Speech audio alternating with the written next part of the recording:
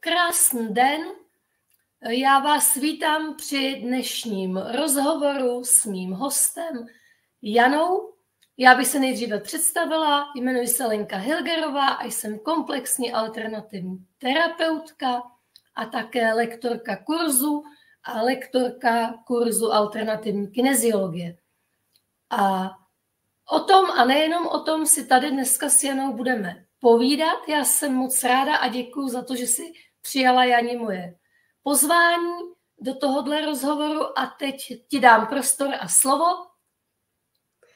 Takže krásný dobrý den i tobě, Leni.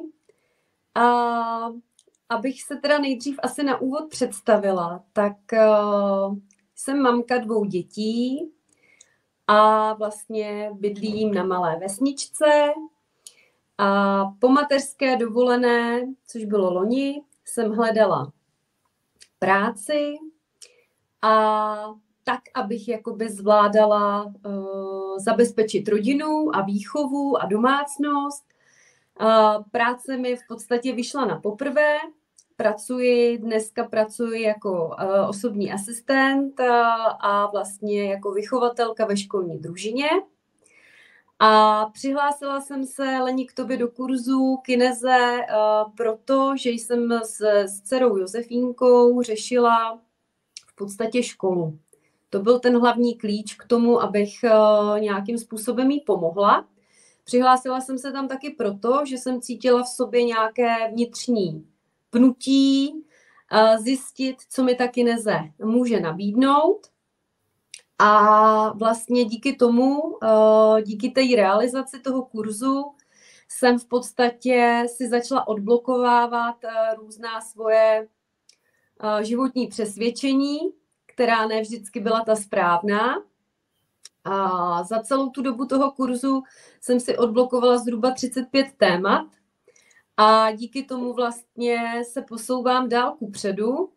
Jenom tak na úvod třeba jsem si odblokovávala únavu z práce, dostatek energie, mít k dětem bezpodmínečnou lásku, jak se správně naučit v podstatě i hospodařit s penězi. Bylo těch témat opravdu hodně. Velkým tématem byly pro mě strachy. Strach třeba sama být v domě sama, strach z neznáma a podobné obavy. A musím říct, že teda ten kurz, já jsem vlastně do něj šla, neměla jsem žádná očekávání.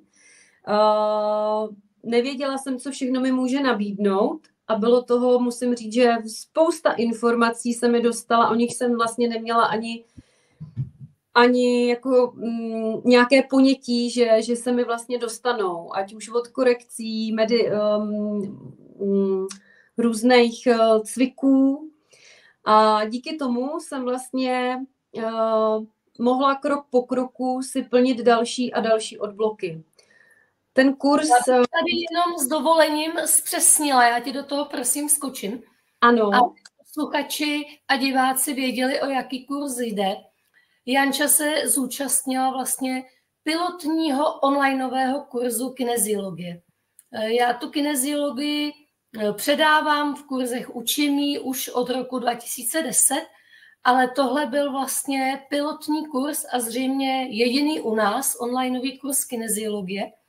A oslovil tě a teď tady vlastně sdílíš s posluchači a diváky ty své posuny, ty své úspěchy. A zeptala bych se ještě, co ti na tom onlineovém, tím, že to bylo online, tak co ti na tom vyhovovalo? Tak vzhledem k tomu, že jsem docela jakoby zaměstnaná, tak mě vyhovovalo to, že i když jsem nestíhala čas, ve kterým se třeba vysílalo nebo se dělaly určité aktivity, tak jsem se do něj mohla přihlásit kdykoliv, odkudkoliv, což bylo bezvadný a taky čas, že jsem u toho nemusela trávit tak dlouho, že v podstatě to byly věci, kterých jsem se dověděla třeba během 20 minut, 30 minut a pak jsem si to posléze potom v různých časových prolukách mohla různě trénovat a různě zkoušet. Vždycky, když jsem měla čas, tak jsem se k tomu vracela. Necítila jsem, že jsem tím nějak jako zatěžovaná, že mě to nějak jako bolí v uvozovkách. To byla velká výhoda a musím teda i říct, že i se mi líbila vlastně, Leni, tvoje pomoc a podpora, že i poté, co ten kurz vlastně skončil, tak vlastně jsi ochotná mi pořád pomáhat a vést mě k nějakému zdárnému výsledku, a za což ti teda děkuju a čeho si moc vážím. A to bych asi řekla, to bylo to nejzásadnější. Vlastně, když jsme se bavili, tak si říkala, že jsi ani nevšimla, viď, že ten kurz skončil. No. Že ta podpora tam vlastně...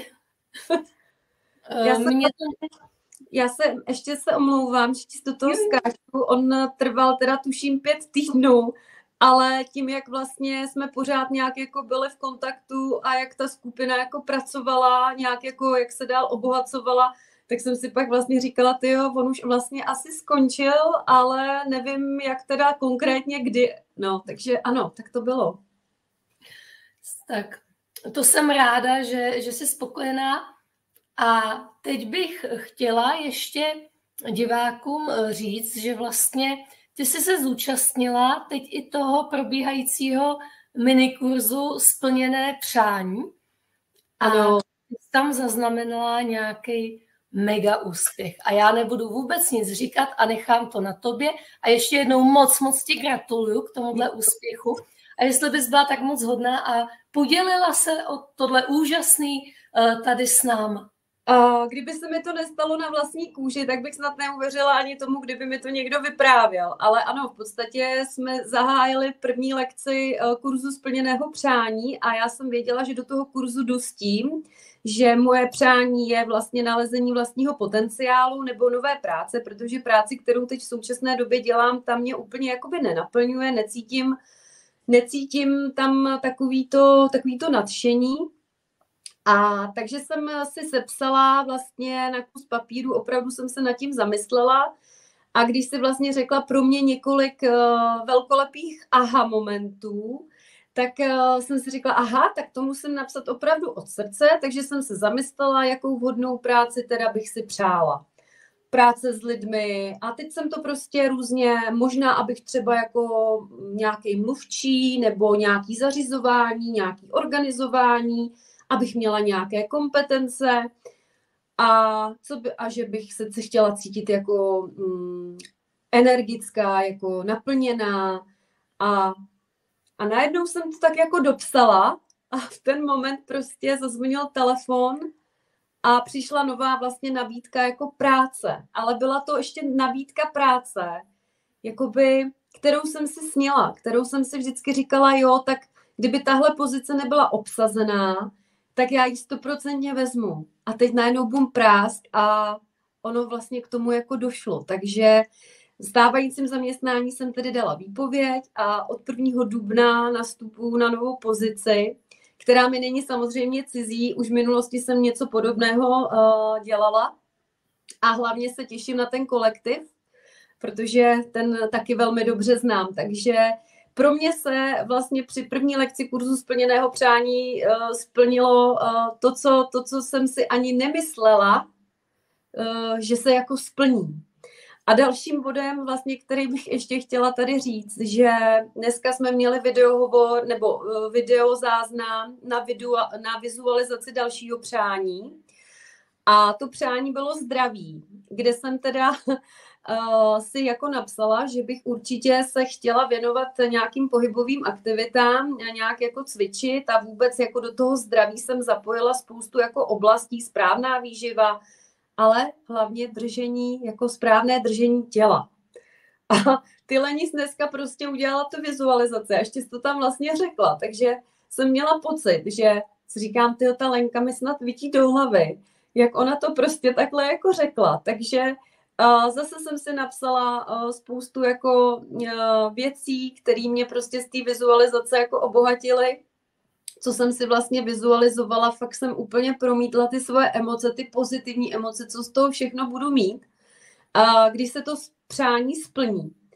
A musím říct, že vlastně jsem si přišla zase na dost aha momentu, že je to provázaný v podstatě, že když budu nejenom já pracovat na tom svém zdraví, který vidím jako pilíř k dalším splněným přáním, tak i vlastně budu pracovat s celou svojí rodinou, kde vlastně se snažíme o a já nevím, o imunitu, aby holky byly dostatečně imunitní, aby neměly nemoce. Takže pro mě je to takový, jako já tak jako jedu v tom režimu, že se to jako přání, že se ta přání plní. To je úžasný, to ti moc přeju a moc ti k tomu gratuluju. A ještě se chci zeptat, ty máš vlastně školačku nebo už školačky obě? Školačku jednu a jednu mám školkovou. 7 a 4 let. Jo. A s tou školní dcerkou nějaký třeba, jestli třeba používáš nebo jí ukážeš třeba i nějaký korekce vlastně z toho kurzu té kineziologie a jakou s tím třeba máš zkušenost? To by určitě taky zajímalo diváky. Určitě. Josefínku jsem vlastně učila korekce v podstatě ona vlastně bojovala s matematikou ve škole a vůbec jako s takovým tím přístupem negativním ke škole, protože byla tam jakoby neúspěšná, zažívala tam dost neúspěchů a mě to samozřejmě trápilo. Takže jsem s ní vlastně řešila na korekce na propojení vlastně pravé, levé hemisféry, různé křížení cviky a vlastně i jsme řešili různé vlastně cviky na vlastně odstranění blokády, třeba na tu matematiku konkrétně. A musím teda říct, že včera přinesla vysvědčení a z matematiky měla 2, což je úplně skvělá zpráva, protože ve čtvrtletí to tak vůbec nevypadalo a opravdu zabojovala. Zpočátku se jí vlastně ty cviky vůbec nechtěly realizovat, ale pak se nějakým způsobem byly jednoduché, byly krátké, i pro to dítě, musím říct, že se je velmi rychle osvojila. A já prostě to přisuzuju tomu, že díky tomu, jak to začala prostě jakoby cvičit se mnou, spolu jsme to cvičili, pak už si to jakoby jela sama, že jí to i jako bavilo, tak se nějakým způsobem uvolnily nějaké ty její blokády a všechno věci se daly do pohybu.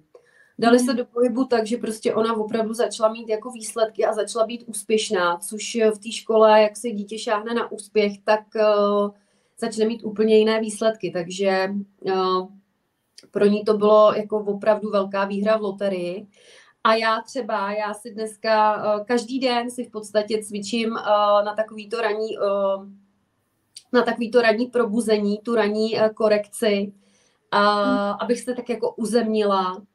A samozřejmě a na podráždění. Korekce na podráždění, kterou si cvičím, jsou to jednoduché korekce, kterých se vůbec nemusí nikdo bát. Ty korekce v podstatě zaberou několik minutek, nebo třeba i 2-3 minutky. A najednou, když to člověk, já nevím, třeba já jsem měla opravdu úspěch po 2 dnech. Já jsem po 2 dnech cítila na sobě obrovské změny.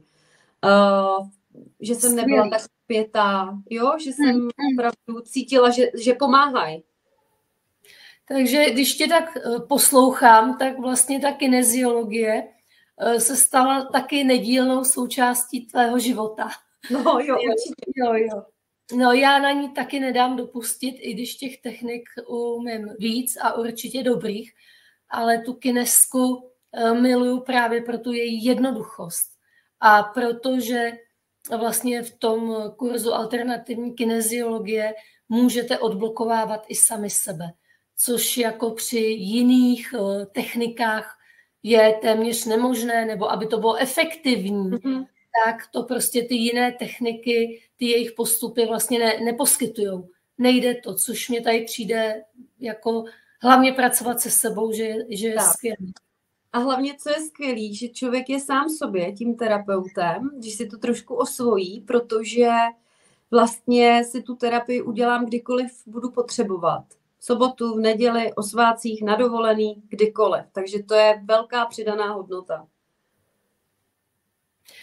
Já moc děkuju za tohle sdílení i za to, že ses tady podělila i o ty své úspěchy a vlastně i o úspěch, že si tady sdílela s dcerkou, protože u těch dětí opravdu je to o tom, že když pak tam věnují tomuto úsilí a ten úspěch třeba nepřichází, tak samozřejmě demotivuje to nás dospělí, ale demotivuje to ještě o to víc i ty děti. A já opravdu z té praxe vím, že nejsou hloupí děti. Nesetkala jsem se, že by bylo hloupé dítě. Jenom prostě to dítě mělo nějaký blok, jak se říká, a ten blok naštěstí ta kineziologie může odblokovat. Takže moc ještě jednou děkuju za to, že jsi přijala pozvání a že jsi byla ochotná tady sdílet ty své úspěchy, ty své momenty i ty své poznatky.